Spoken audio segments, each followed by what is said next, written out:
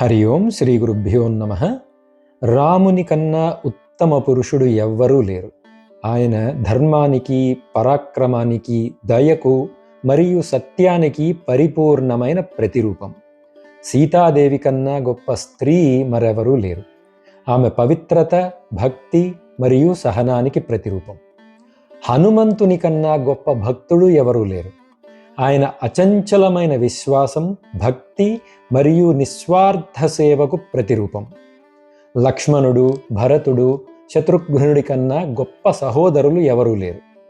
వారు ప్రేమ, విధేయత మరియు ధర్మబద్ధమైన సేవకు ప్రతిరూపాలు.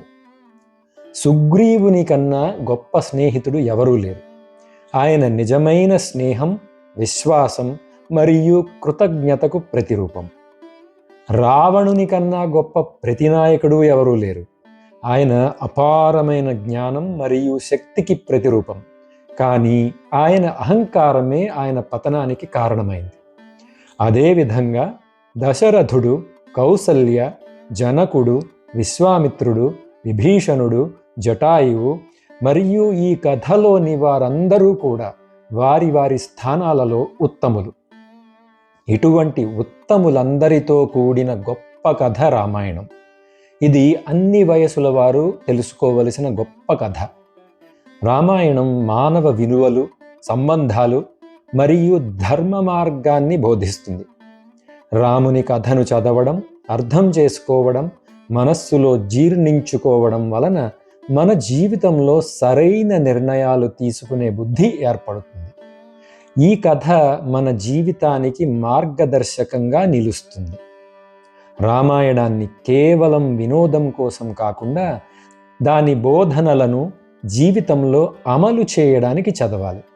అప్పుడే మనం ఉత్తమ వ్యక్తులుగా మారగలుగుతాం.